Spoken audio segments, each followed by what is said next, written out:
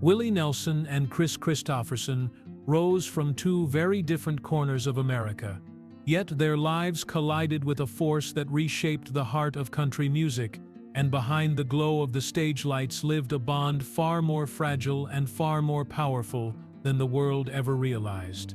From the first moment Willie heard Kris's words, he sensed a fire, a fearlessness, a truth-teller's voice that cut through the noise of Nashville, but admiration soon grew into something deeper, something unspoken, as both men carried burdens the crowds never saw. They walked through victories, heartbreaks, and the slow, painful years that test even the strongest spirits. And through it all, Willie watched Kris fight battles that left marks no spotlight could hide.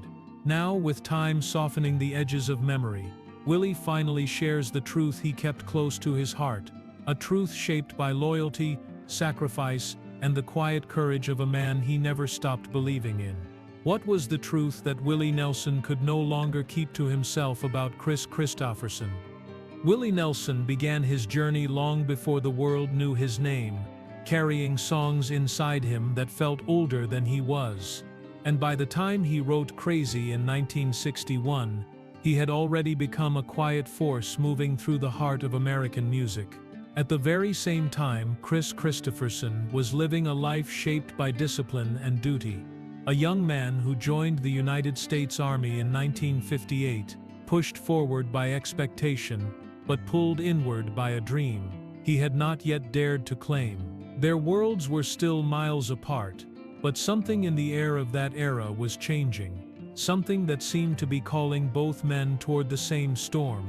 Nashville in those years was a city of possibility and pressure, a place where brilliance and heartbreak shared the same narrow streets, and into that world Kris stepped not as a star, but as a janitor sweeping floors at Columbia Studios. It was a humbling start for a man who held degrees from Oxford and carried the kind of poetic fire that could burn through silence. Yet those long nights, broom in hand, taught him something essential, something Willie had learned in his own hard way, that every great beginning starts with a quiet struggle no one else sees.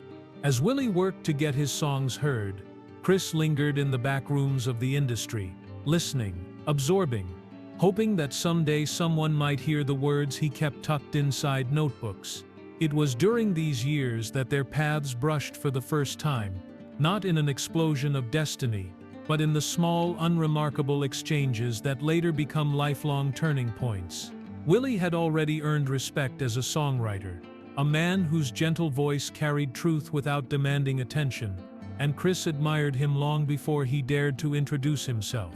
But admiration alone cannot shape a bond, and in those early days both men were still climbing separate mountains, each carrying the heavy weight of dreams that seemed just out of reach. The tension of those years sat in the air like a held breath, because both men were trying to break through at the same time, both fighting against the rigid expectations that defined Nashville in the early 1960s. Kris found his first true spark when he wrote songs that began to circulate quietly among musicians, and Willie recognized in his words a kindred spirit, someone who wrote from the same raw, unfiltered place. Country music was shifting, bending toward a more honest sound, and these two men, without fully knowing it, were helping shape that change. Their early conversations were simple, almost casual, but there was something in them that felt like two roads finally bending toward each other. Willie sensed the vulnerability beneath Kris's confidence, the weight of unspoken sacrifices, and Kris saw in Willie a steadiness, a peace, a kind of spiritual grounding he had long searched for. The pressures of Nashville did not spare either man. Willie struggled with financial hardship, playing small gigs to keep his family afloat, while Kris quietly battled the disappointment of those who believed he had thrown away a stable future. Yet in that turbulence, a strange and beautiful trust began to form, one built not on fame or success, but on the recognition of shared wounds. By the mid-1960s, their connection had become more defined, not yet a friendship, but a steady presence, a kind of unspoken understanding that each man had found someone who spoke the same emotional language. In those moments, before the fame, before the tours, before the world knew what they would become together, Willie and Kris laid the earliest stones of a bond that would outlast decades. And as the industry continued to press them from all sides, both men sensed that their paths were no longer running parallel, but were now quietly, inevitably, preparing to intertwine. As the 1970s arrived, the slow simmer of Willie Nelson and Kris Kristofferson's early connection began to rise into something far more visible, because this was the decade when both men stepped into the fullness of their talent, not with ease, but with the kind of pressure that can break even the strongest spirits. Kris Kristofferson entered the new decade with a song that changed everything, Me and Bobby McGee, first released in 1970 and later carried into immortality through Janis Joplin's recording. That single piece of writing lifted Kris from the margins of Nashville to the front lines of American songwriting, and with sudden fame came a complicated mix of admiration, scrutiny, and the heavy expectations placed on a man who had spent years sweeping floors just to be near music. Willie watched this rise with a quiet pride, knowing how hard Kris had fought for those moments. Yet he also understood the hidden strain that comes with overnight recognition. For Willie, the road was different, quieter, slower, but carrying its own storms. After years of feeling boxed in by rigid production styles, he left Nashville in the early 1970s and returned to Texas, a move that marked the beginning of his true artistic freedom. It was in Austin, surrounded by open skies and a new generation of musicians, that Willie's sound began to shift, bending toward the raw honesty that defined Red-Headed Stranger, released in 1975. Its success was immediate, transforming Willie from a respected songwriter into a cultural force. Kris admired that transformation deeply, because he knew Willie had earned it without bending, without compromising, without losing the quiet sincerity that made him who he was. Yet with fame came tensions that neither man expected. Both were suddenly on larger stages, facing larger audiences and carrying larger responsibilities. They were no longer just musicians trying to find their voices. They were public figures whose every step was watched, whose every word carried weight. The expectations of the industry grew heavier, and the demands of touring, recording, and appearing everywhere at once tested the limits of their endurance. Kris was suddenly acting in major films, navigating a new world with its own pressures. Willie was releasing albums at a relentless pace, touring constantly, becoming not just a musician but an emblem of the outlaw movement that was reshaping country music in the 1970s. Despite their rising fame, the emotional weight of those years sat heavily on both men. Kris struggled with the challenge of balancing music, acting, and the inner pull toward writing the kind of songs that came from the deepest corners of his heart. Willie carried the constant pressure of leadership, becoming a symbol for artists fighting for creative control. Their worlds expanded, but their private moments grew smaller, more fragile, and sometimes more isolating. It was during this intense period that something remarkable happened. In 1985, Willie Nelson, Kris Kristofferson, Waylon Jennings, and Johnny Cash formed the Highwaymen, a collaboration that fused four towering voices into one unforgettable force. For Willie and Kris, joining the Highwaymen felt like stepping into a family they had been quietly building toward for years. Their individual strengths blended naturally, and the music they created together echoed the honesty, stubbornness, and quiet courage that defined each of them. But behind the harmony lived tension, not between the men themselves, but between the public image they were expected to uphold and the private truths they carried. As their careers continued to rise, the emotional demands of fame grew sharper, and each man found himself navigating the delicate balance between what the world needed from him and what his own heart could bear.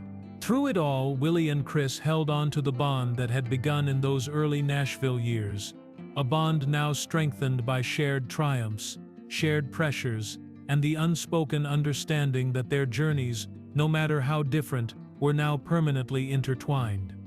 By the time the 1990s arrived, the glow that had once followed Willie Nelson and Kris Kristofferson across stages began to cast longer, quieter shadows, because this was the decade when both men learned that even legends are not spared from the weight of time. Fame had given them extraordinary moments, but it had also taken pieces they could never reclaim, and the years began to reveal those losses in ways neither man could ignore. Kris Kristofferson, once the fierce young poet who could command a room with a single line, started to feel a change he could not explain. He forgot names, misplaced memories, and stumbled over moments he once carried with perfect clarity. These were the early signs of the memory struggles that would later become widely known, and though he continued performing and writing, the quiet fear beneath his strength began to deepen. Willie Nelson saw these changes with a tenderness that came from decades of friendship. He had watched Kris rise from sweeping studio floors to writing songs that shaped generations, and now he watched him navigate the fragile uncertainty of days that did not always stay whole. There was a sadness in this, not because Kris was fading, but because Willie knew how deeply Kris cherished every word, every story, every piece of a life lived in full color. For a man who built his world on memory, losing parts of it felt like losing pieces of himself.